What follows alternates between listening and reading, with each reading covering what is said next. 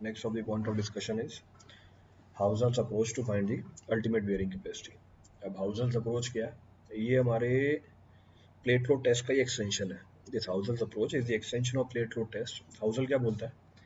Hauser ये बोलता है कि जो फेलियर लोड है, हमने जो पीछे टेस्ट परफॉर्म किया था, उसमें जो फेलियर लोड है वो फंक्शन है area and perimeter of the plate का. तो Hauser says the failure load is a function of both perimeter and the foundation. इस बिहाफ पे उसने क्या किया, सेम प्लेट के ऊपर 2 बार टेस्ट परफॉर्म कर दिया. या आप ऐसे भी कर सकते हो, 2 प्लेट उठाओ और उसके ऊपर टेस्ट परफॉर्म कर दो बाय अप्लाइंग डिफरेंट लोड्स. तो वो आप पे डिपेंड करता है क्योंकि 2 अननोन है इस बार, तो टेस्ट तो 2 बार परफॉर्म होगा. तो हम क्या करते हैं, पहले एक प्लेट लेते हैं, फिर बाद में दूसरी प्लेट लेते हैं. हमें ये भी पता है प्लेट स्क्वायर भी हो सकती है, सर्कुलर भी हो सकती है, प्लेट की साइज भी वेरी करा सकते हैं. वेरिएशन भी कल आपको बता दी थी, variation was also being discussed in the last class. तो लेट सपोज आपने पहली प्लेट ली, पहली प्लेट में जो फेलियर लोड आया वो Q1 आया. इसको आप कैसे लिख सकते हो मैथमेटिकली, प्लेट का एरिया इंटू एम, प्लेट का पेरीमीटर इंटू एन. तो इसका मतलब जो फेलियर लोड है वो डिपेंडेंट है किसके ऊपर, वो डिपेंडेंट है area of the plate and perimeter of the plate, और एम और एन क्या है, कांस्टेंट है. फिर आपने दोबारा टेस्ट परफॉर्म किया, दोबारा फेलियर लोड निकाला, इसको आप क्या बोलोगे, area of the plate constant M, perimeter of the plate constant M. तो जो फेलियर लोड है वो डिपेंडेंट है किसके ऊपर, एरिया और पेरीमीटर के ऊपर. 2 इक्वेशन है, 2 अननोन है, एम और एन, सॉल्व करके निकाल लोगे. अब आप बोलोगे जो फेलियर लोड है हमारे फुटिंग की, ये टेस्ट करके नहीं निकाल रहे हो आप, ये मैथमेटिकली निकाल रहे हो. जो फेलियर लोड है हमारे फुटिंग की, it is equal to what, area of the footing into M, M पीछे से निकाल चुके हो, perimeter of the footing into N, N पीछे से निकाल चुके हो. तो जब आपके पास फेलियर लोड आ गया, डिवाइड कर दो एरिया ऑफ फुटिंग से, क्या निकल के आ जाएगी, अल्टीमेट बेयरिंग कैपेसिटी निकल के आ जाएगी. You will get the ultimate bearing capacity. Clear है?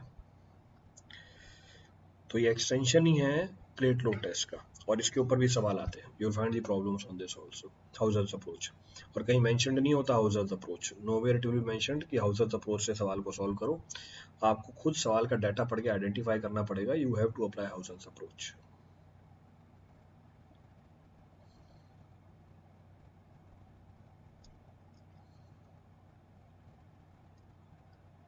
क्लियर है पूरी कहानी?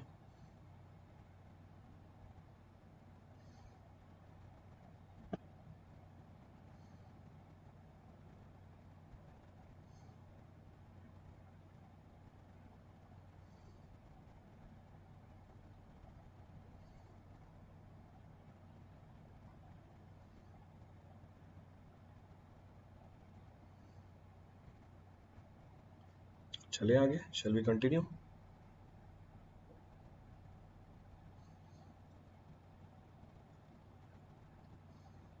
आवाज चली गई क्या?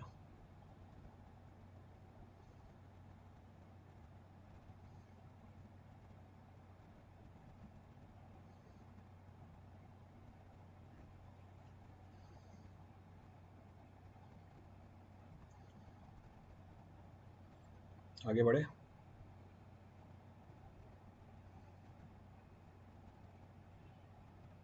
चलो आगे बढ़ते हैं. ठीक है, तो हाउसर्स अप्रोच हो गई. The next of the field test which is available is termed as penetration test. जो अगला फील्ड टेस्ट अवेलेबल है उसको हम पेनिट्रेशन टेस्ट बोलते हैं. अब इसमें भी खूब सारे टेस्ट है हमारे पास. we'll be discussing about 2 of the penetration test. एक स्टैंडर्ड पेनिट्रेशन टेस्ट है और एक कोन पेनिट्रेशन टेस्ट है. पॉपुलर इन दोनों में से स्टैंडर्ड पेनिट्रेशन टेस्ट है.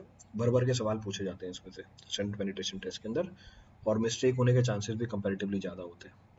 अब क्या कंसेप्ट है स्टैंडर्ड पेनिट्रेशन टेस्ट का या इन जनरल पेनिट्रेशन टेस्ट का, उसको उठा के देखते हैं. First point of reference, in these penetration tests we involve the measurement of the resistance of the penetration of a sampling spoon. इन पेनिट्रेशन टेस्ट के अंदर हमारे पास एक सैम्पलिंग स्पून होगा, उसको हम सॉइल में पेनिट्रेट कराएंगे. सॉइल उस पेनिट्रेशन के अगेंस्ट रेजिस्टेंस देगी, हम उस रेजिस्टेंस को नोट कर लेंगे और उस रेजिस्टेंस को रिलेट करा देंगे empirically with the engineering properties of the soil. मैं फिर से रिपीट करता हूँ, इन पेनिट्रेशन टेस्ट में क्या करते हैं, हमारे पास एक सैम्पलिंग स्पून होता है, यानी एक टूल होता है, इसको हम सॉइल में पेनिट्रेट कराते हैं अलग अलग तरीकों से. अभी आगे देखेंगे. सॉइल इस स्पून के या टूल के पेनिट्रेशन के अगेंस्ट रेजिस्टेंस ऑफर करेगी, हम उस रेजिस्टेंस को नोट करेंगे और एम्पेरिकली रिलेट करा देंगे with the different engineering properties of the soil. Engineering properties कौन कौन सी, फ्रिक्शनल एंगल, एंगल हो सकता है, बेयरिंग कैपेसिटी हो सकती है, डेंसिटी इंडेक्स हो सकता है, कंसिस्टेंसी हो सकती है, अनकन्फाइंड कंप्रेसिव स्ट्रेंथ हो सकती है, खूब सारी प्रॉपर्टीज है. Now the two common penetration tests which are available are standard penetration test and cone penetration test. पहले उठाते हैं standard penetration test. The first of the test available is termed as standard penetration test. अब देखो कितनी बड़ी list लिखी हुई है.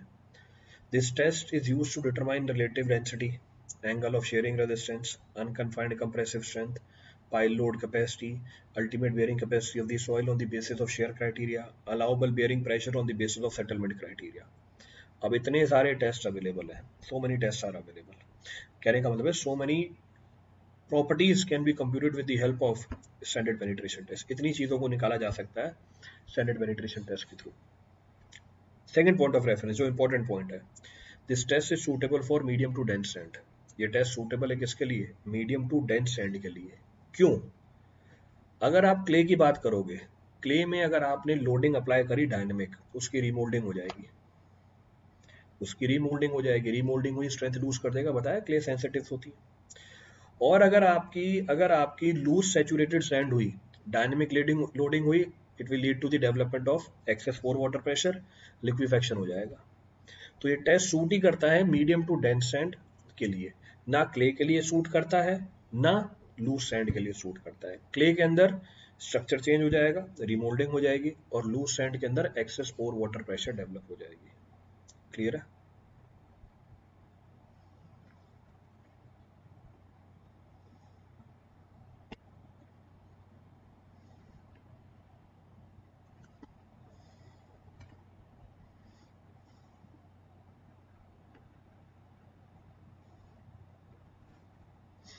चलें आगे.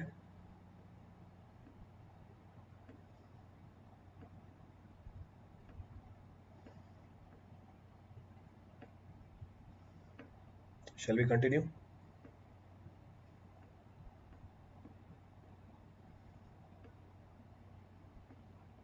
कोई सा पॉइंट रिपीट करना उसमें से?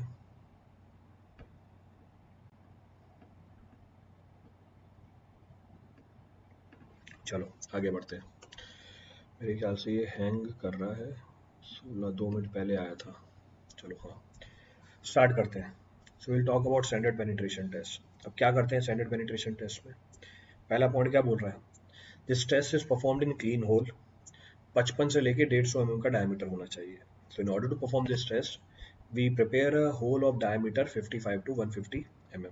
क्लियर है?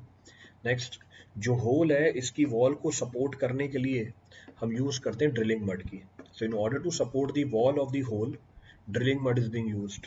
ये दूसरी जानकारी निकल के आ गई. नेक्स्ट पॉइंट ऑफ रेफरेंस, जो आप स्पून सैम्पलर को यूज कर रहे हो उसकी प्रॉपर्टीज क्या है?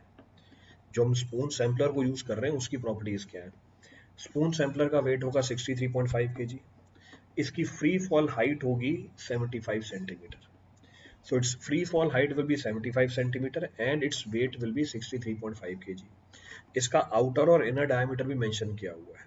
Its outer and inner diameter is also mentioned. Outer diameter 50.8 mm, inner diameter 35 mm. तो basic जानकारी दे दी आपको ये. क्लियर है चीज? अब करते क्या है? What do we do? जो हमारा सैम्पलर है इसको हम बोर होल के ऊपर रखते हैं और अलाउ करते हैं कि अपने वेट से सिंक कर जाए. तो कुछ तो अपने वेट की वजह से सिंक कर जाता ही है. ठीक है, सिंक कर गया. तो आपने इसको कहाँ रखा? आपने इसको उस लेवल पे रखा जहाँ पे आपको टेस्टिंग करनी है. इसका वेट है 63.5 kg, तो कुछ तो अपने वेट की वजह से सिंक कर जाएगा. क्लियर है चीज? चलो सिंक कर गया. फिर आपने क्या किया? इसको रेज किया up to the height of 75 centimetre और ड्रॉप करा दिया. क्लियर है? इसको 15 सेंटीमीटर पेनिट्रेट होने के लिए कितने ब्लोज दिए आपने वो नोट कर लोगे. That will be noted. इसके बाद आप इसको 30 सेंटीमीटर और पेनिट्रेट कराओगे. फिर से ब्लोज कितने दिए उसको नोट कर लोगे. The number of blows required for last 30 centimetre of the penetration is recorded. अब ध्यान रखना, टोटल 45 सेंटीमीटर की पेनिट्रेशन हुई है. टोटल 45 सेंटीमीटर की पेनिट्रेशन हुई है और इसके लिए आपको ब्लोज देने पड़े. For this you have to provide the blows. पर आप रीडिंग लोगे सिर्फ किसकी? आप रीडिंग लोगे सिर्फ आखिरी के 30 सेंटीमीटर की. So number of blows required to carry out the penetration of the split spoon sampler for last 30 centimetre that is to be recorded। कहने का मतलब है पहले के 15 सेंटीमीटर की पेनिट्रेशन के लिए जो ब्लोज लगे उसको कंसीडर ही नहीं करते, उसको बोलते हैं seating drive, that is technically termed as seating drive. कहने का मतलब है ऊपर वाले लेवल में सॉइल के हम ये मान के चलते हैं इरेगुलरिटीज होती है बहुत सारी, इतनी पेनिट्रेशन के लिए तो हमारे जो रीडिंग आएगी वो इनएक्यूरेटी आएगी, तो उसको हम इग्नोर कर देते हैं, that is ignored of. Clear है चीज। अब कई बार ऐसा होगा कि हमारा जो सैंपलर है वो 45 सेंटीमीटर की डेप्थ पे पेनिट्रेट ही नहीं कर पाएगा, तो फिर क्या करोगे, उससे कम पेनिट्रेट किया तो आप आखिरी के 30 सेंटीमीटर में जितने भी ब्लोज लगे उसको नोट कर लोगे। तो उस केस में आप क्या करोगे, लास्ट 30 सेंटीमीटर पेनिट्रेशन में जितने भी ब्लोज लगे that will be noted by us. Clear है चीज। और उसको हम टेक्निकली एक नाम दे देंगे, क्या, पेनिट्रेशन रेजिस्टेंस नंबर और एसपीटी नंबर। कोई सा पॉइंट रिपीट करना उसमें से, तो अभी तक की स्लाइड में से कोई सा भी पॉइंट रिपीट करना, any of the point to be repeated from this.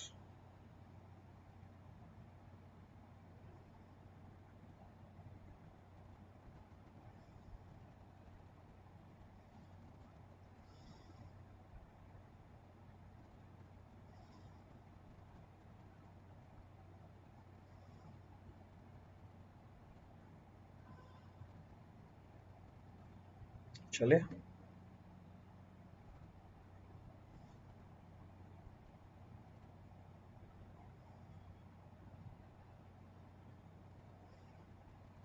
Shell we continue.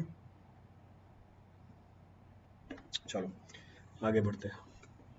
Next point says, next point ये बोल रहा है आपने जो स्टैंडर्ड पेनिट्रेशन रेजिस्टेंस नंबर को नोट किया, एसपीटी नंबर को नोट किया, ये फ्रैक्शन में नहीं होना चाहिए, it should not be in fraction. Last 15 centimetre बता दीजिए, लास्ट 15 सेंटीमीटर नहीं है सुधीर, लास्ट 30 सेंटीमीटर है। लेट अस सपोज ये मेरा ग्राउंड लेवल है, लास्ट 15 सेंटीमीटर कहाँ सुन लिया भाई तुम, छोड़ो। लेट अस सपोज ये हमारा स्पून सैंपलर है, this is my spoon sampler, ये स्पून सैंपलर है, यहाँ से मेरी कहानी स्टार्ट होती है। ये पेनिट्रेट किया 15 सेंटीमीटर, फिर पेनिट्रेट किया 30 सेंटीमीटर। तो पहले 15 सेंटीमीटर पेनिट्रेट करने में, पहले 15 सेंटीमीटर पेनिट्रेट करने में कुछ ब्लोज लगेंगे हमारे, नंबर ऑफ ब्लोज लगे लेट अस सपोज 10। अगले 30 सेंटीमीटर पेनिट्रेट करने में ब्लोज लगे 25। तो मैंने बस ये बोला कि शुरू के 15 सेंटीमीटर की पेनिट्रेशन के लिए जो नंबर ऑफ ब्लोज की रिक्वायरमेंट आएगी इसे कंसीडर नहीं करते, इसको सीटिंग ड्राइव बोला जाता है। आप हमेशा आखिरी के जो 30 सेंटीमीटर पेनिट्रेशन हुई उसके लिए जो ब्लोज लगे उसी को रिकॉर्ड करोगे। फिर मैंने ये बोला कि टोटल डेप्थ ऑफ पेनिट्रेशन तो कितनी आ गई, 45 आ गई ना। कई बार टोटल डेप्थ ऑफ पेनिट्रेशन आपको मिलेगी 40, 38, 32। उस केस में क्या करोगे, उस केस में भी आप आखिरी के 30 सेंटीमीटर पेनिट्रेट कराने में जो ब्लोज लगे उसी को रिकॉर्ड करोगे। तो ये चीज बताइए, लास्ट 15 सेंटीमीटर नहीं बताया, लास्ट 30 सेंटीमीटर बताया।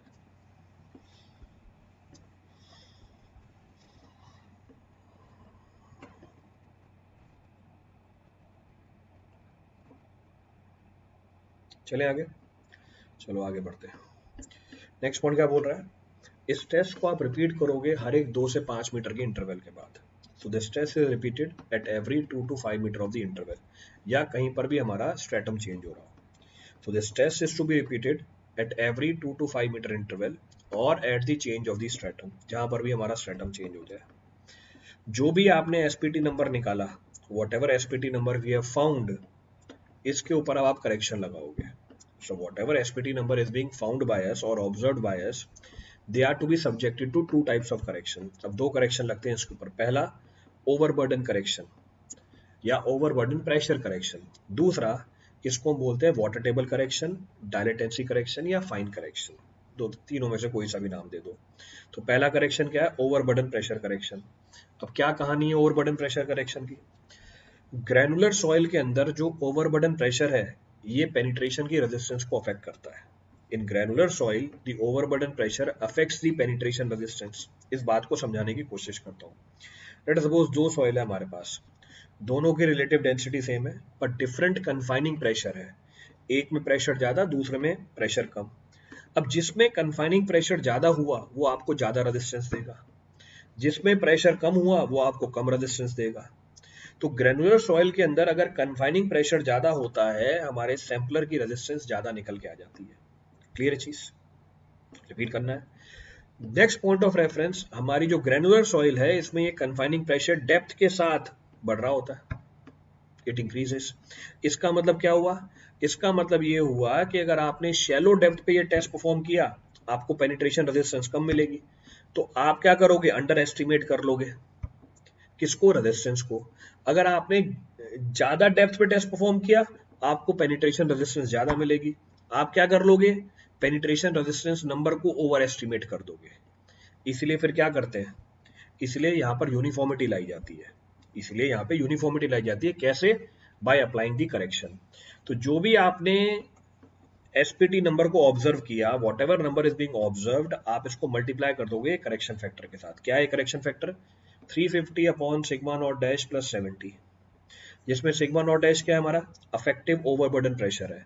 पर ध्यान रखना, ये करेक्शन तब तक लगेगा जब तक आपका सिग्मा नॉट डैश 280 या उससे कम हो।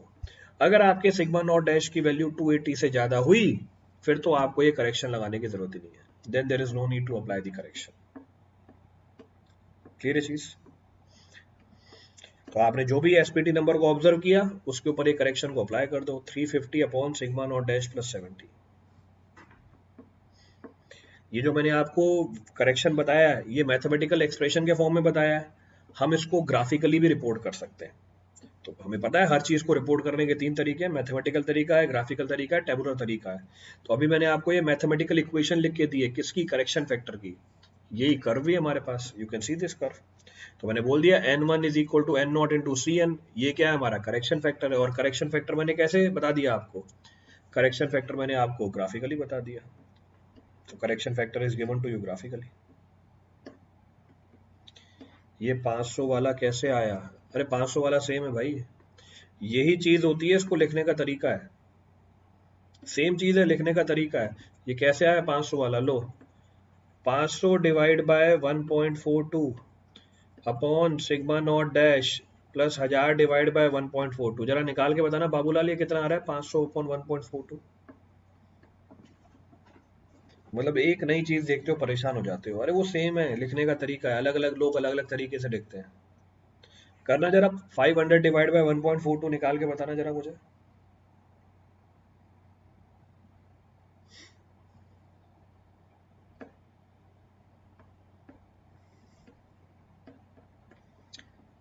आ गया? आगे 1.42 और भी वैल्यू है लंबी।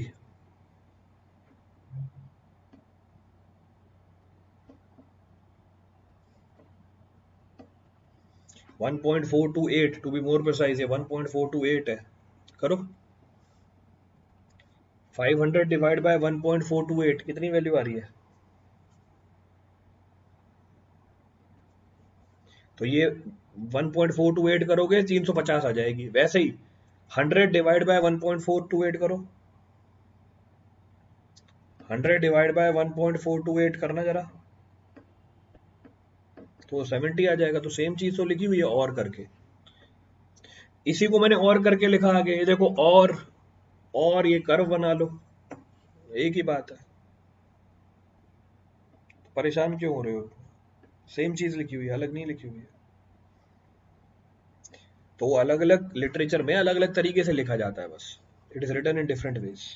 तो मैंने आपको सारे तरीके बता दिए, परेशान मत होना अगर कभी दिख जाए ऐसा एक्सप्रेशन तो। Same thing. क्लियर है?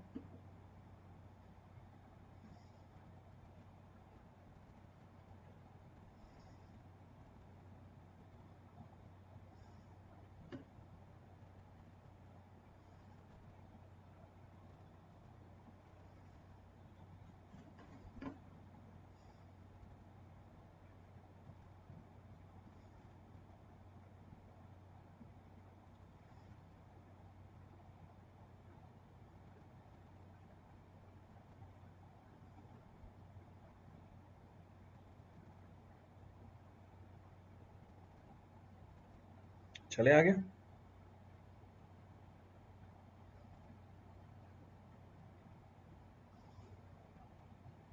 Shall we continue? आगे बढ़ते हैं।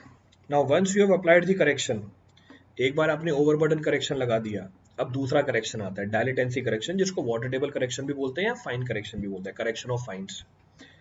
अब ये करेक्शन किसके लिए लगाया जाता है? ये करेक्शन लगाया जाता है silty fine sand, silty fine sand या फाइन सैंड के लिए below the water table. Clear चीज? तो सिल्टी फाइन सैंड या fine sand below the water table. अब इनमें क्या दिक्कत है?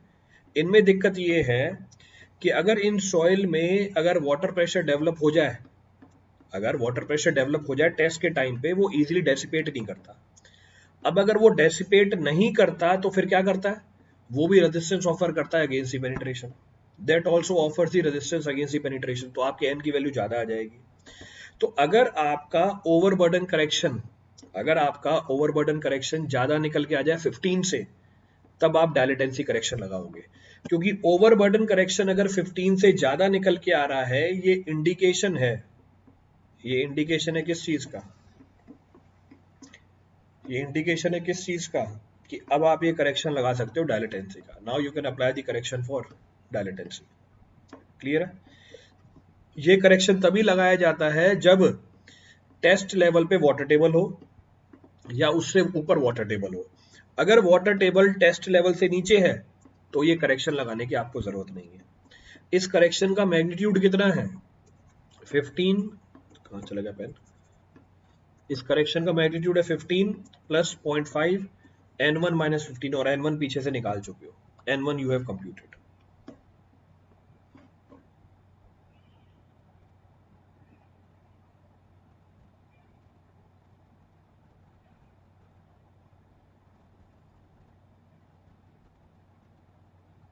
क्लियर है? So what ever value of SPT number you have observed, आप उसके ऊपर करेक्शन लगाओगे। पहला ओवरबर्डन, दूसरा डायलेटेंसी। तो डायलेटेंसी के लिए तीन तीन कंडीशन है। पहली कंडीशन, हमारे n की वैल्यू 15 से ज्यादा होनी चाहिए पहले करेक्शन लगाने के बाद। दूसरा, टेस्ट लेवल पे वाटर टेबल होनी चाहिए या उससे ऊपर वाटर टेबल होनी चाहिए, नहीं हुई तब भी नहीं लगाओगे। तीसरा, सॉइल हमारी कैसी होनी चाहिए? फाइन सैंड होनी चाहिए, soil should be fine sand. Clear है चीज? नेक्स्ट हमने क्या डिस्कस किया?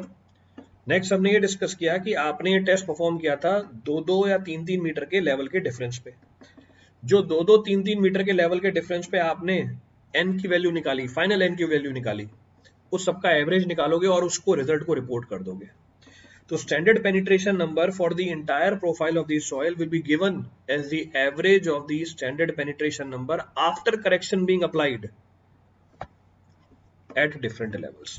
तो अलग अलग लेवल पे n की वैल्यू निकालो, करेक्शन अप्लाई करो और उन सबका एवरेज ले लो, फाइंड देयर एवरेज। लास्ट में आपको एक चेक लगाना पड़ेगा कि आपकी जो इंडिविजुअल एसपीटी नंबर की वैल्यूज हैं वो किस रेंज में हो। जो आपकी फाइनल एसपीटी नंबर आई है उससे प्लस माइनस 0.5 टाइम्स ही बढ़ सकती है। अगर उससे ज्यादा निकल के आई तो आप उसको इग्नोर करोगे, you will ignore it of. तो जो आपकी इंडिविजुअल वैल्यूज हैं वो 50% ज्यादा या कम हो सकती हैं एवरेज एन वैल्यू से। अगर इससे ज्यादा रेंज में गई तो आप उसे इग्नोर कर दोगे, you will ignore it of, यानी उसको कंसिडर नहीं किया जाएगा, that will not be considered. जो भी बात मैंने अभी बताई उसको समझने के लिए डायग्राम देख लो, ये डायग्राम पूरी पिक्चर क्लियर कर देता है। कैसे?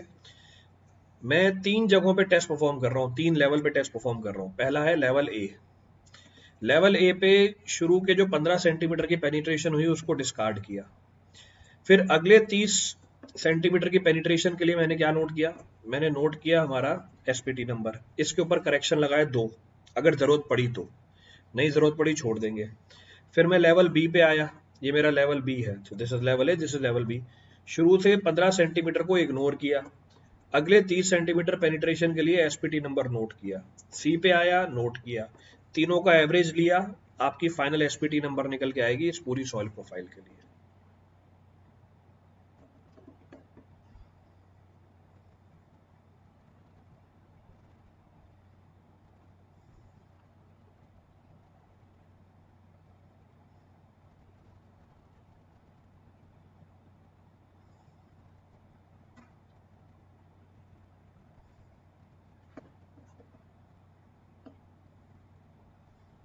क्लियर है?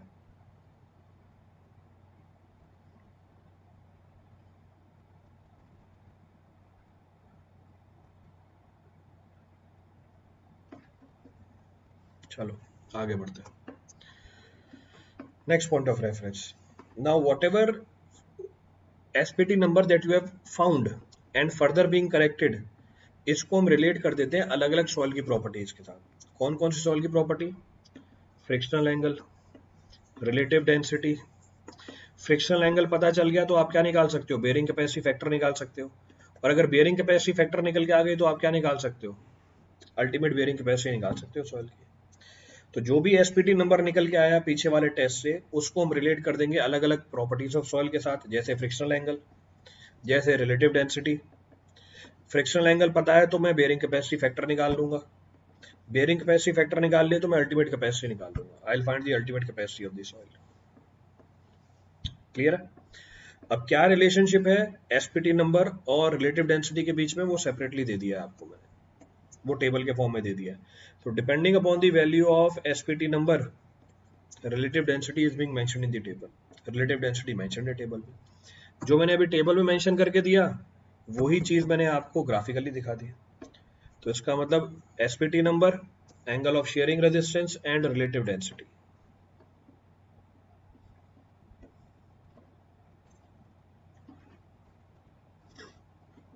क्लियर है?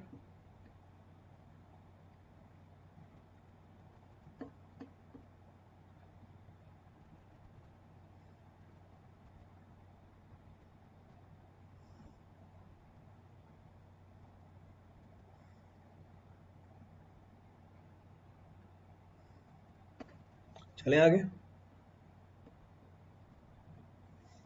चलो. Now you can find the bearing capacity of the soil indirectly with the help of the bearing capacity factors. और यहाँ पे हमारे पास रिलेशनशिप भी है.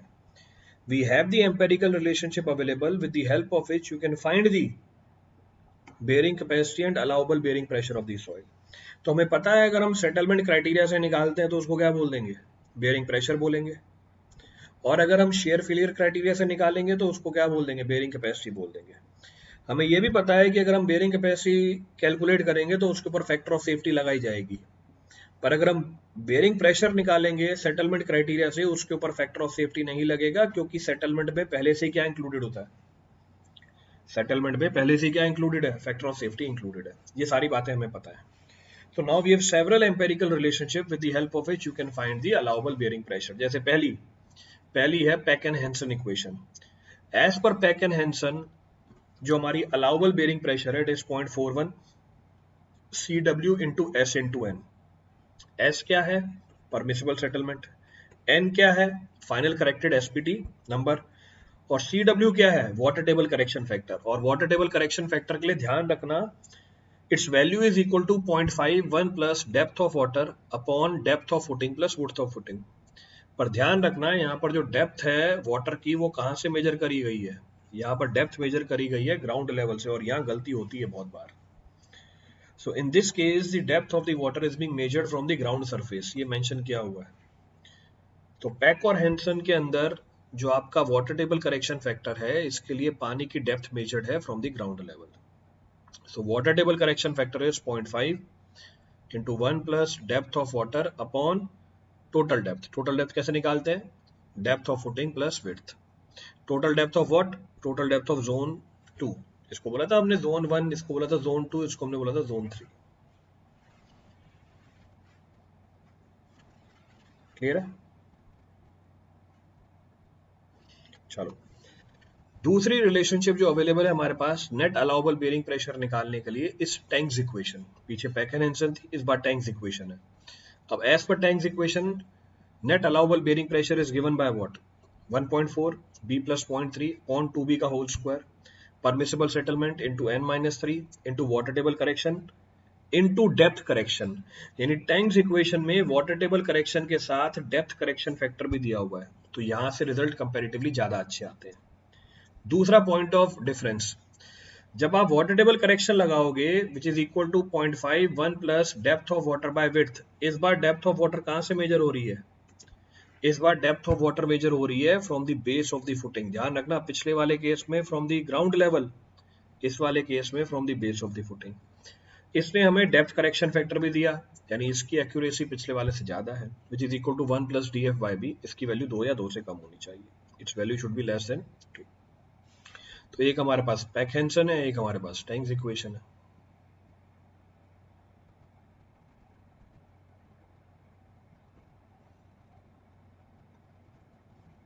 क्लियर है?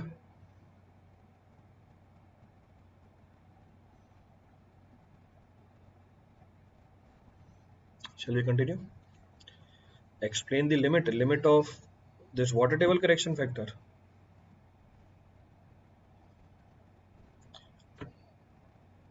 Limit water table correction factor की बतानी है।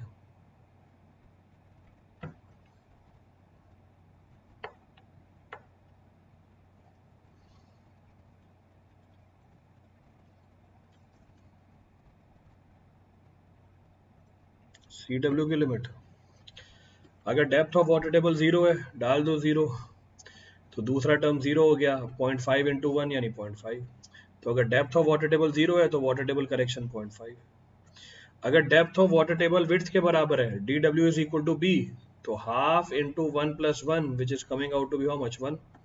तो वाटर टेबल करेक्शन फैक्टर 1 है हमारा। तो B की वैल्यू 0 से लेके परमिसिबल सेटलमेंट की वैल्यू पुट करी 25 mm, और दूसरे केस में वैल्यू पुट कर दी हमने वाटर टेबल लेवल के नीचे। तो उसमें 25 पुट करके देख लो, यही आ रही होगी। तो 25 इंटू 0.88, तो मेरे ख्याल से 22 आ रही होगी ये value. So it comes out to be 22। Clear है? अगर वाटर टेबल लेवल बहुत नीचे है तो वाटर टेबल करेक्शन फैक्टर की वैल्यू 1 हो जाएगी, दिस फैक्टर विल बिकम 1। तो ये फैक्टर 1 निकल के आ जाएगा हमारा।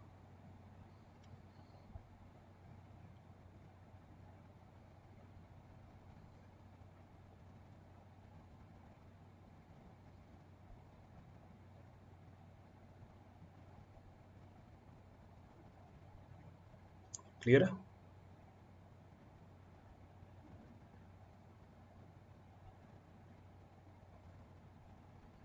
चले आगे, चलो आगे बढ़ते हैं। नेक्स्ट हमने बोला पीछे एसपीटी नंबर को हम सॉइल के अलग अलग प्रॉपर्टीज के साथ रिलेट करते हैं। The SPT number is related with different properties of the soil. The next of the property of the soil is unconfined compressive strength. Next of the property of the soil is unconfined compressive strength. So for different values of SPT number, unconfined compressive strength of the soil is given to you. अलग अलग SPT number के लिए, और ये increment हो रहा है generally 2 का। तो लेस देन 2, 2 से 4, 4 से 8, फिर 8 से 15, फिर 15 से 30, फिर मोर देन 30। अगर यही अनकन्फाइंड कंप्रेसिव स्ट्रेंथ देखोगे, लेस देन 25, 25 से 50, 50 से 100, 100 से 200, 200 से 400 और more than 400।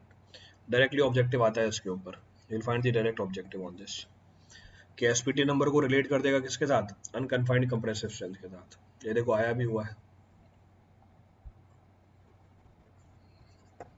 Low standard penetration resistance in very stiff clay था पीछे, वेरी स्टिफ क्ले। तो वेरी स्टिफ क्ले किस रेंज में लाई कर रही होती है, 15 से लेकर 30 की रेंज में लाई कर रही होती है, 15 से लेकर 30 की रेंज में लाई कर रही होती है। तो डायरेक्ट सवाल आते हैं इसमें ऑब्जेक्टिव के अंदर। तो जिन एग्जामों की आप तैयारी कर रहे हो AE JEE की, in that he last this value directly ये वैल्यू पूछी जाती है वहां पे।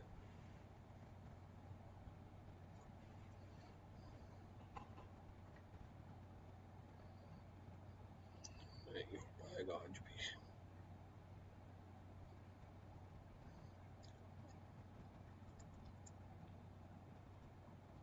चले आगे।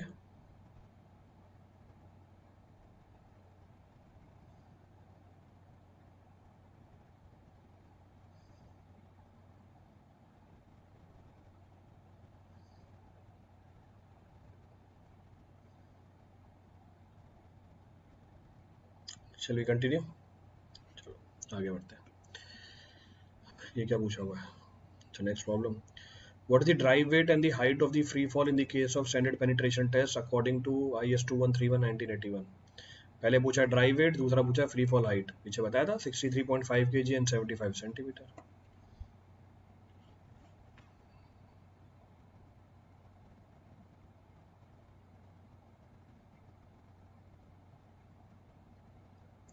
So answer is B.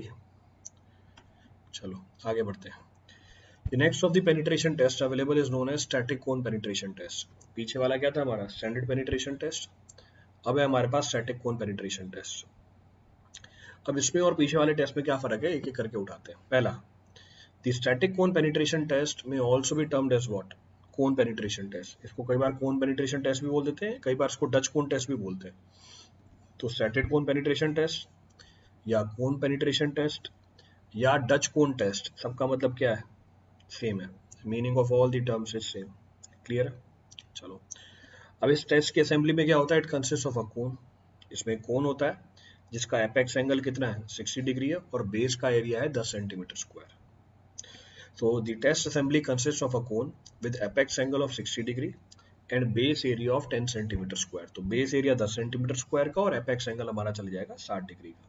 चलो ठीक है, अब मैं आपको डायग्राम दिखा के इसकी पूरी कहानी बताता हूँ। तो सी दिस डायग्राम से पूरी कहानी चली जाएगी। अब सीक्वेंस ऑफ ऑपरेशन क्या है इसके अंदर, what is the sequence of operation, तो बता दिया कोन एंगल 60 डिग्री है और बेस एरिया कितना है 10 सेंटीमीटर स्क्वायर का है। अब इसको समझने की कोशिश करते हैं, will try to understand this. The sequence of operation of this test involves the following। पहला, the cone of the friction jacket is in stationary position। तो जो कोन है पहली पोजीशन 1 में, ये स्टेशनरी पोजीशन में, तो पहली पोजीशन 1 जो कोन है वो स्टेशनरी पोजीशन में। क्लियर है, समझ में आता है। Now the cone is pushed, now the cone is pushed into the soil by the inner rod of depth A। ये inner rod है, अंदर वाली रॉड है ये रही। तो अब हमने कोन को पुश किया सॉइल के अंदर, यहां तक सॉइल प्रेजेंट थी हमारी, दिस वाज ग्राउंड सरफेस। तो मैंने इनर रॉड की मदद से कोन को पुश किया by distance of how much, A की वैल्यू ऊपर लिखी हुई है 35 mm, मिनिमम 40 mm होती है इन जनरल, मिनिमम 35 mm रखते हैं। क्लियर है? अब सॉइल क्या करती है, इस कोन के पेनिट्रेशन को रेजिस्ट करती है, हम उस रेजिस्टेंस को नोट कर लेते हैं।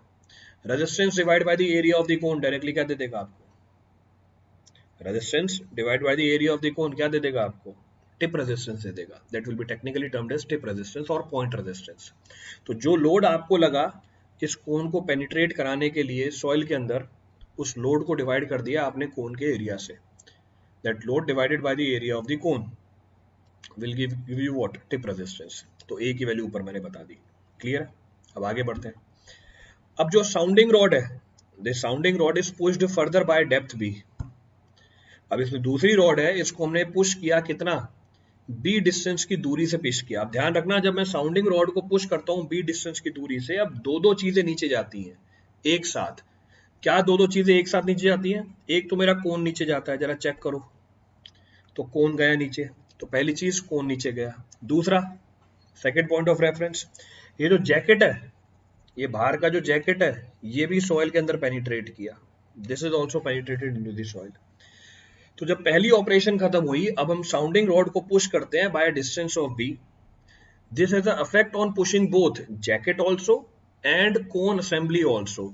इसका मतलब इस बार अब आपको टोटल रेजिस्टेंस मिली। टोटल रेजिस्टेंस कौन सी, पहले देखो ये जैकेट फिक्स है यहाँ पे, अब ये जैकेट भी मूव कर गया बी डिस्टेंस, इसको डिलीट कर दिया पूरा, जरा चेक करना है, ये जैकेट भी मूव किया बी डिस्टेंस और हमारा कोन भी मूव किया है। इस बार इसका मतलब ये हुआ, पिछली बार तो हमें बस कोन रेजिस्टेंस मिली थी, इस बार सॉइल ने कोन के ऊपर तो रेजिस्टेंस दी, सॉइल ने इस जैकेट के मूवमेंट के ऊपर भी रेजिस्टेंस दी, तो दो रेजिस्टेंस आ गई। अब इसका मतलब इस बार जब आप लोड को डिवाइड कर दोगे किसके साथ, इस बार जब आप लोड को डिवाइड कर दोगे किसके साथ,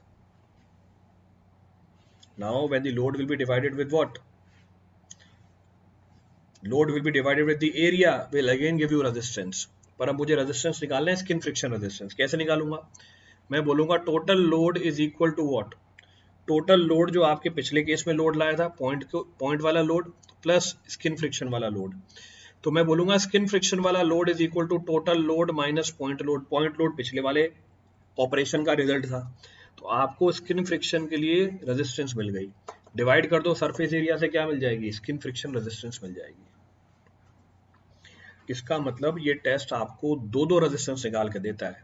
पहले स्टेप के अंदर पॉइंट रेजिस्टेंस या एंड रेजिस्टेंस या बियरिंग रेजिस्टेंस।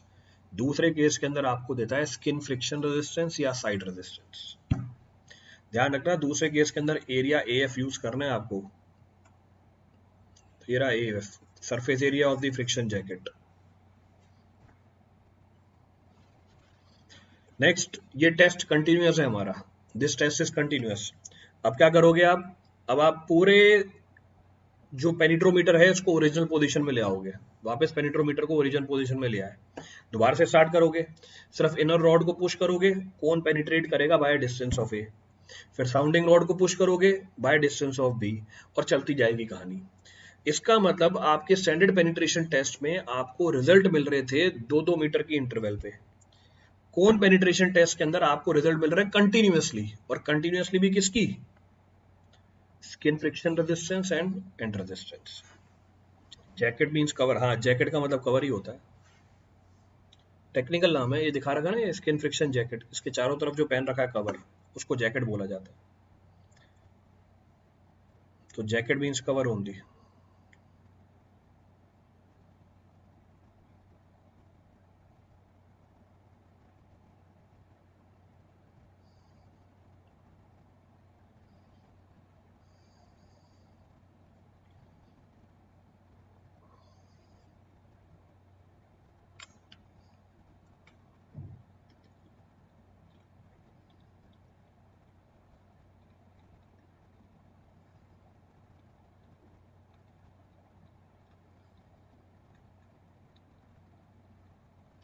क्लियर है,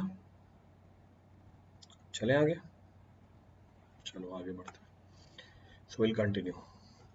नेक्स्ट पॉइंट क्या बोल रहा है, हम जो आपको कोन रेजिस्टेंस मिली और जो स्टैंडर्ड पेनिट्रेशन टेस्ट के अंदर रेजिस्टेंस मिली थी, इन दोनों को भी रिलेट कर सकते हैं। We can also relate the cone resistance, अभी पीछे निकाली थी आपने कोन रेजिस्टेंस, और पिछले वाले टेस्ट में स्टैंडर्ड पेनिट्रेशन रेजिस्टेंस, इसको भी रिलेट करके आपको टेबल बना रखी है कि ग्रेवल में कितनी मिल जाती है, सैंड में कितनी मिल जाती है, फाइन टू मीडियम सैंड में कितनी मिल जाती है, सिल्टी सैंड में कितनी मिल जाती है। तो ये वैल्यू स्टैंडर्ड है, 8 to 10, 5 to 10, 3 to 4 and 2, ratio है ये, this is the ratio of the resistance. ये रेशियो निकल के आया हमारे रेजिस्टेंस का।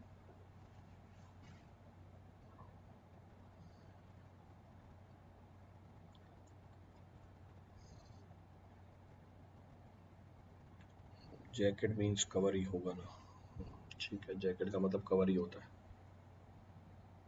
चलें आगे, चलो सवाल आ गया, सवाल देख लो।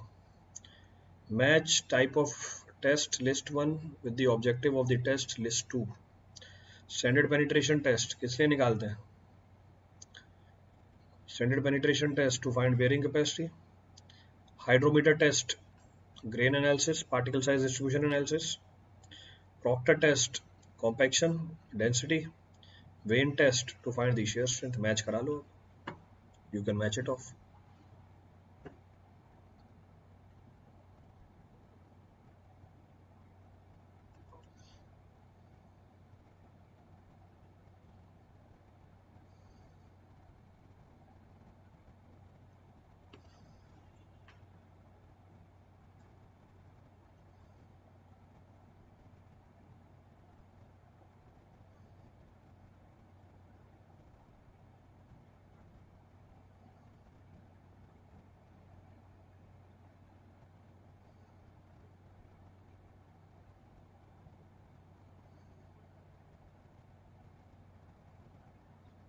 क्लियर है,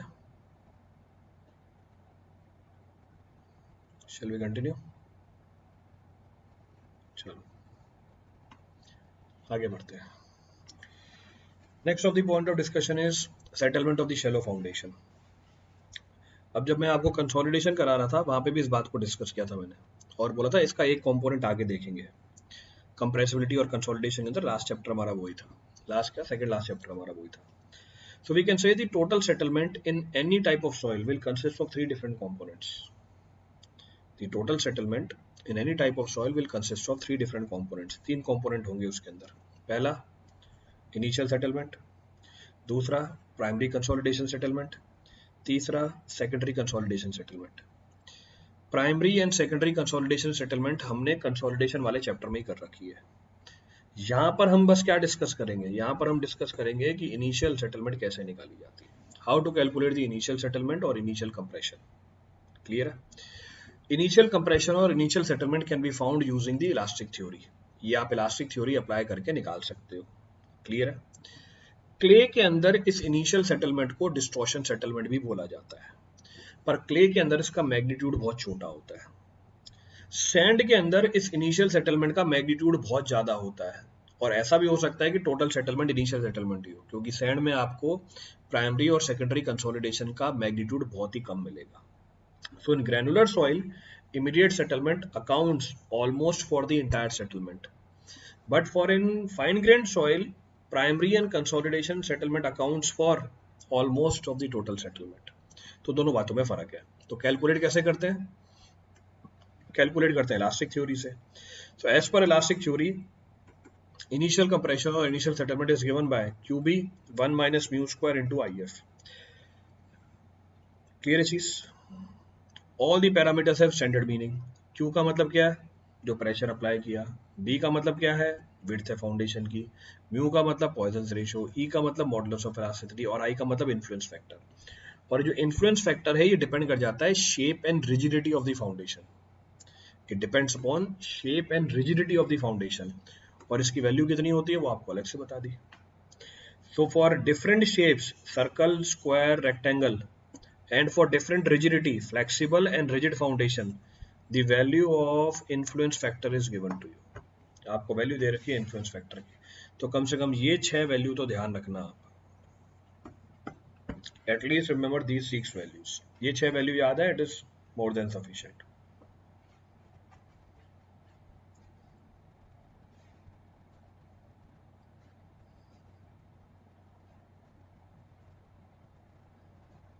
क्लियर है? चलो अब हम बात करते हैं सबसे इंपॉर्टेंट टॉपिक की। क्यों? क्योंकि ऑब्जेक्टिव के लिए बहुत ही इंपॉर्टेंट है। ऑब्जेक्टिव के लिए क्या इंपॉर्टेंट है वो बोलेगा, पहले तो देख लो, सवाल देख लो, फिर आगे बताता हूँ क्या आपको बताना है मेरे को, then I will discuss. Influence factor for immediate settlement of the footing depends on. Immediate settlement किसके ऊपर डिपेंड कर जाती है? Size and shape, rigidity, location and size. Size, shape, rigidity and location. सही है? देखो पीछे, तो shape, size, location and rigidity, सारी चीजें आ गई। So it accounts all the factors. सारे फैक्टर इस टेबल में आपको दिख रहा है। चलो अब सबसे इंपॉर्टेंट चीज यहाँ की है, जरा चेक करना, आप ध्यान से कॉन्सेंट्रेट करना। मेरे को क्लेई सॉइल और सैंडी सॉइल, यानी कोहेजनलेस सॉइल और कोहेसिव सॉइल, दोनों के लिए प्रेशर और सेटलमेंट की वेरिएशन देखनी है for flexible footing and for rigid footing. For flexible and rigid footing, flexible footing पता है, यानी जैसे ही आप लोड लगाओगे डिफॉर्म कर जाएगी, शेप एक्वायर कर लेगी किसका? ग्राउंड का। इसको फ्लेक्सिबल फुटिंग बोलते हैं। तो फ्लेक्सिबल फुटिंग में हमेशा प्रेशर की डिस्ट्रीब्यूशन सेम रहती है, हर जगह यूनिफॉर्म रहेगी। रिजिड फुटिंग में क्योंकि वो रिजिड है, प्रेशर की डिस्ट्रीब्यूशन डिफरेंट रहेगी, पर सेटलमेंट हर जगह सेम मिलेगा। अब मैं आपको दो कर्व दिखा रहा हूं एक साथ सुपर इम्पोज करके। लाल वाली कर्व है सेटलमेंट की, नीली वाली कर्व है प्रेशर की। लाल वाली कर्व है सेटलमेंट की, नीली वाली कर्व है प्रेशर की। पहला केस उठाया मैंने क्ले का, क्ले के अंदर फ्लेक्सिबल फुटिंग। फ्लेक्सिबल फुटिंग है, डायरेक्टली बोल सकते हो, चाहे कैसी मर्जी सॉइल हो भैया, प्रेशर डिस्ट्रीब्यूशन क्या रहेगा? सेम रहेगा। तो जरा चेक करो, हर जगह प्रेशर क्या मिल रहा है आपको? सेम मिल रहा है, एवरीवेयर प्रेशर इज सेम। तो फ्लेक्सिबल फुटिंग में क्ले के अंदर आपको हर जगह प्रेशर डिस्ट्रीब्यूशन क्या मिलेगी? सेम मिलेगी, यूनिफॉर्म प्रेशर डिस्ट्रीब्यूशन। अब बात करते हैं किसकी? सेटलमेंट की। अब क्योंकि जो लोड है उसका अफेक्ट सेंटर में ज्यादा है, क्योंकि जो लोड है उसका अफेक्ट फुटिंग के सेंटर में ज्यादा होता है, फुटिंग के सेंटर में ज्यादा होता है, तो क्ले के अंदर फ्लेक्सिबल फुटिंग है, आपको सेटलमेंट क्या मिलेगी? ज्यादा मिलेगी। तो सेंटर में सेटलमेंट ज्यादा, और सपोर्ट पे या एजिस पे सेटलमेंट क्या मिलेगी? कम मिलेगी। क्लियर है? तो आपको क्या मिला? एक डिश पैटर्न मिला, you will find a dish pattern, तो उसको बोलते हैं डिश पैटर्न। तो यूनिफॉर्म कांटेक्ट प्रेशर प्रोड्यूसेस अ डिश पैटर्न, ये स्टेटमेंट लिख के दे देगा आपको। पर जब मैं रिजिड फुटिंग में आया, तो रिजिड फुटिंग में सेटलमेंट क्या मिलेगी आपको? यूनिफॉर्म मिलेगी। अब हमने पीछे डिस्कस किया कि सेंटर पे प्रेशर क्या था? ज्यादा था, सेंटर पे प्रेशर ज्यादा निकल के आया, सेंटर पे प्रेशर ज्यादा निकल के आया और सेटलमेंट उतनी की उतनी है। सपोर्ट पे प्रेशर पीछे क्या था, कम था, और सेटलमेंट उतनी की उतनी है, सेटलमेंट इज सेम। अब जरा चेक कर रहा, जब फ्लेक्सिबल फुटिंग थी एजिस पे मेरे को सेटलमेंट कम मिल रही थी, तो सेंटर वाली सेटलमेंट लाने के लिए मुझे प्रेशर क्या लगाना पड़ेगा, ज्यादा लगाना पड़ेगा, the pressure should be more. इसलिए रिजिड फुटिंग में सेम सेटलमेंटेड एजिस पे, सेम सेटलमेंटेड एजिस को अटेन करने के लिए प्रेशर क्या निकल के आता है, एज पे ज्यादा निकल के आता है, the pressure comes out to be more. तो सिंपल सा लॉजिक है।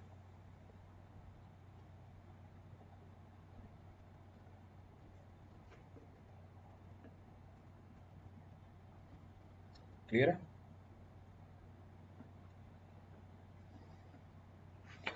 चलो अब आ जाते हैं सैंड के अंदर।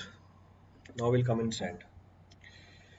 सैंड के अंदर सैंड फ्लेक्सिबल फुटिंग, अभी पीछे फ्लेक्सिबल फुटिंग में बताया, फ्लेक्सिबल फुटिंग में प्रेशर की डिस्ट्रीब्यूशन आपको क्या मिलेगी, सेम मिलेगी।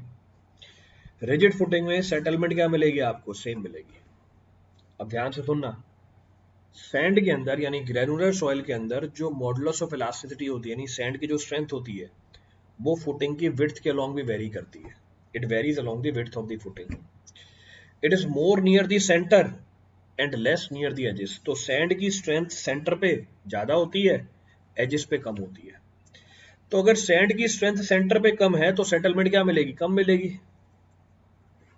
अगर सैंड की स्ट्रेंथ सेंटर पे ज्यादा है तो सेटलमेंट क्या मिलेगी, कम मिलेगी। और अगर सैंड की स्ट्रेंथ एजिस पे कम है तो सेटलमेंट क्या मिलेगी आपको, ज्यादा मिलेगी। The settlement will come out to be more. अब देख लो सेटलमेंट कर, तो सैंड की स्ट्रेंथ सेंटर पे ज्यादा, सेटलमेंट कम। सैंड की स्ट्रेंथ एजिस पे कम तो सेटलमेंट ज्यादा, settlement comes out to be more. तो वेरिएशन भी दिखा रखी है आपको, that variation can also be same.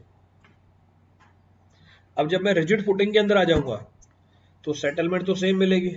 अब जरा चेक करना, सेंटर पे सेम सेटलमेंट लाने के लिए, सेटलमेंट कम थी, सेम सेटलमेंट लाने के लिए प्रेशर क्या होना चाहिए, ज्यादा होना चाहिए। तो सेंटर पे प्रेशर ज्यादा और एजेस पे प्रेशर क्या है, कम है। At the edges pressure is less.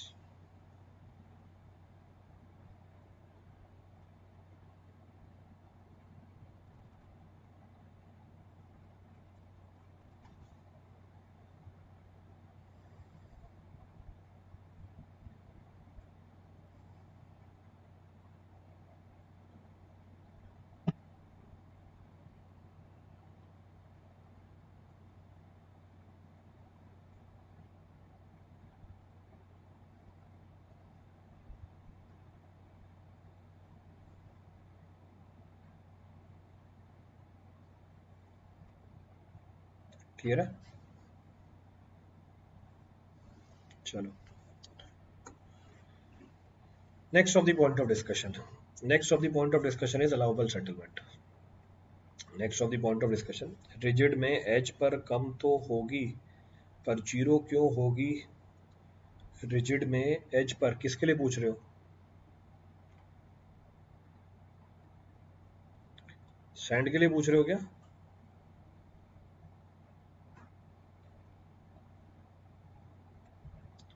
Pressure की बात कर रहे हो सैंड के लिए?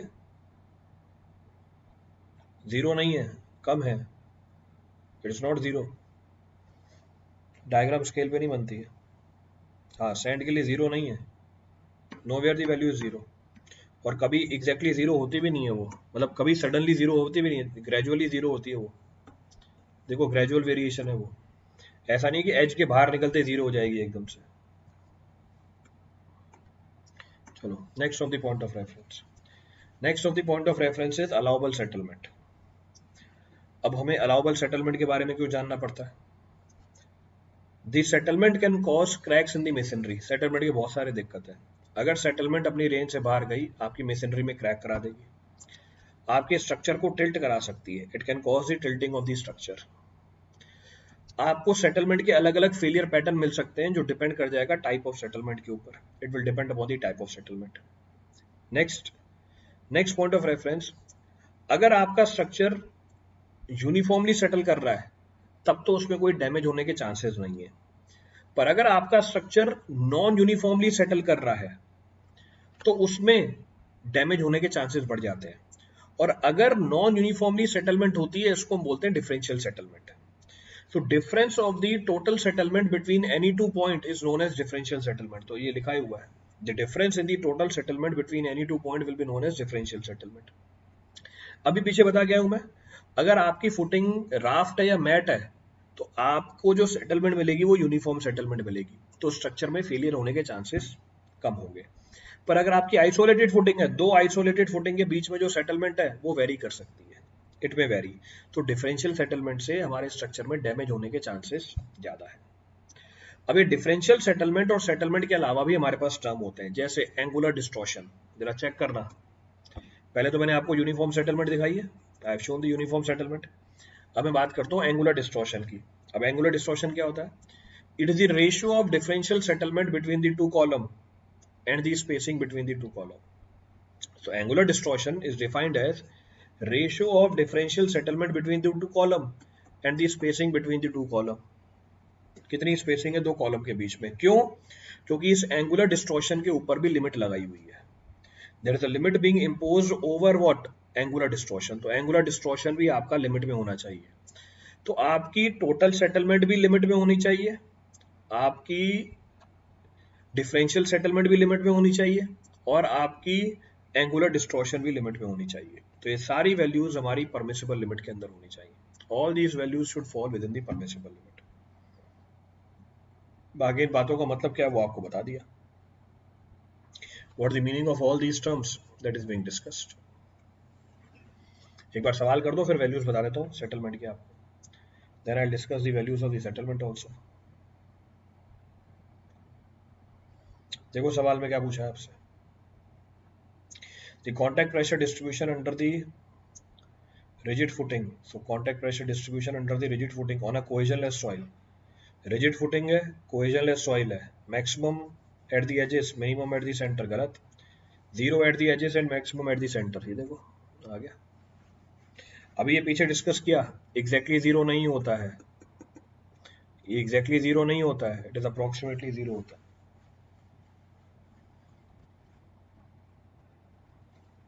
या इसको ऐसे बोला जा सकता है, इसको ऐसे बोला जा सकता है, minimum at edges. So it is minimum at the edges. Clear है? नाउ द पॉइंट इज ये परमिसिबल वैल्यूज कितनी होती है, यानी हमारी आईएस कोडल सेटलमेंट कितनी है। एक और सवाल है, देख लो। In rigid footing on cohesive soil rigid footing, the contact pressure distribution. Rigid footing, cohesive soil, contact pressure distribution uniform नहीं होगा, नॉन यूनिफॉर्म। हाँ बिल्कुल नॉन यूनिफॉर्म होगा, ठीक है नॉन यूनिफॉर्म होगा। और किस तरीके से वेरी करेगा?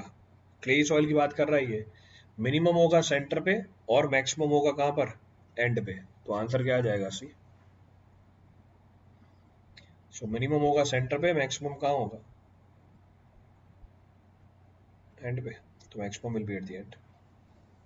ठीक है। अच्छा एक और सवाल आ गया, चलो देखो भाई एक और सवाल आ गया। A circular raft foundation of 20 meter diameter and 1.6 meter thick is provided for a tank that applies a bearing pressure of 110 kPa on the standing soil with Young's modulus of elasticity of 30 kPa। Mu is given। The raft is made of concrete। EC is given। ठीक है, mu is 0.15। Consider the raft to be rigid। The elastic settlement is। निकाल के बताओ elastic settlement। Expression बताया था पीछे आपको, पीछे से एक्सप्रेशन बताई थी मैंने आपको, expression was being given to you. निकाल के बताइए इलास्टिक सेटलमेंट कितनी आ रही है। तो Q B 1 minus mu square into I F.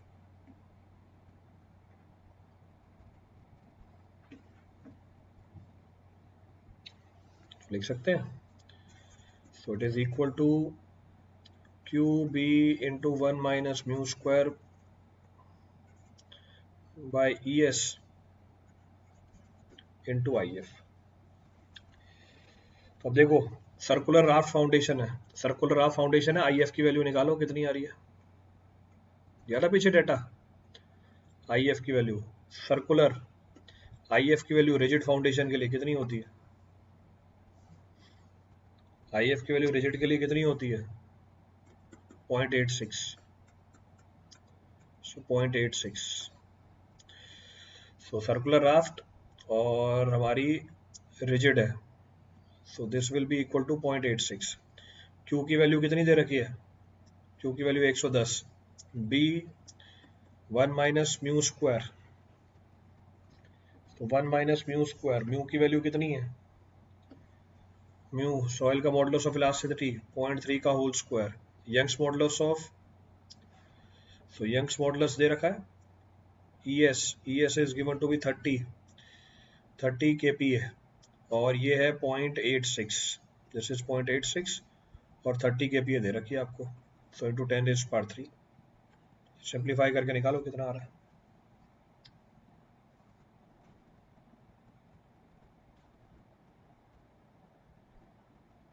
30 MPa थी, उसको कन्वर्ट कर दिया मैंने kPa के अंदर, MPa converted into kPa।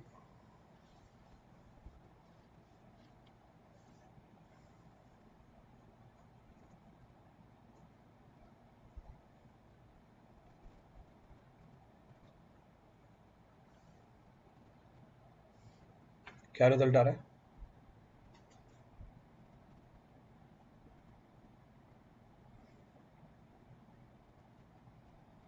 57, so 57.39 mm, 57.39 mm।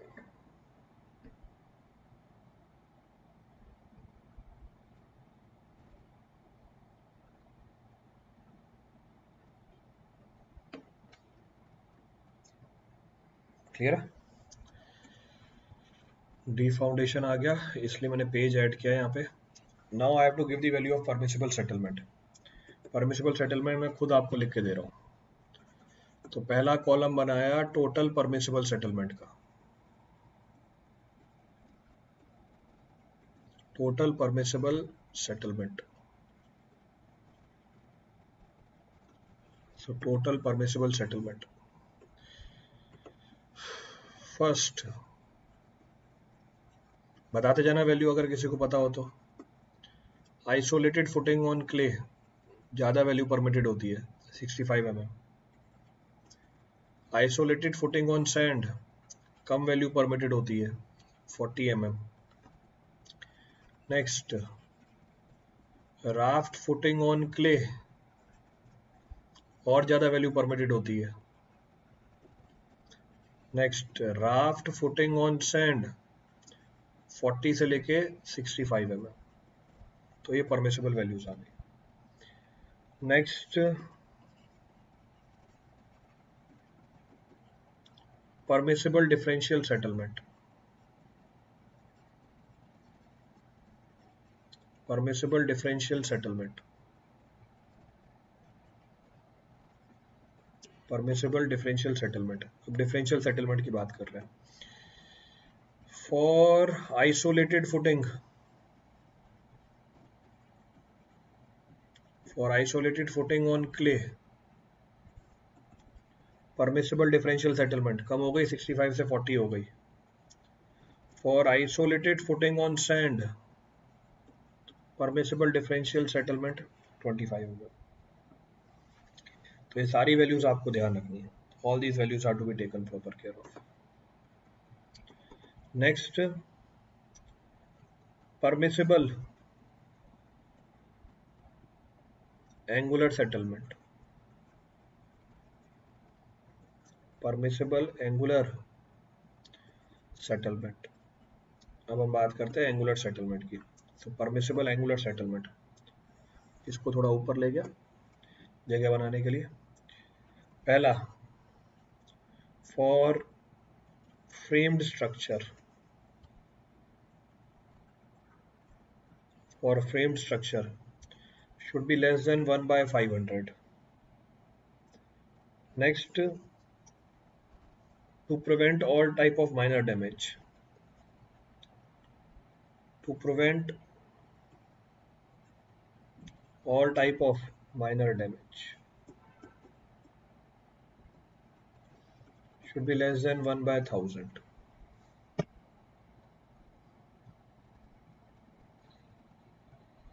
तो ये कुछ स्टैंडर्ड वैल्यूज आपको बता दी। Some standard values are given to you.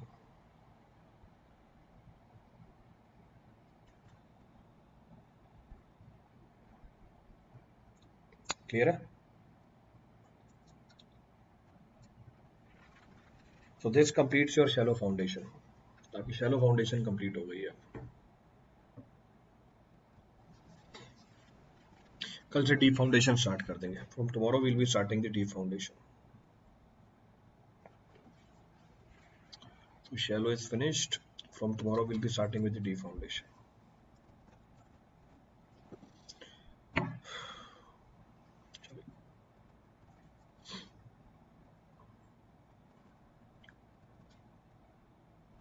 Note कर लिया सबने?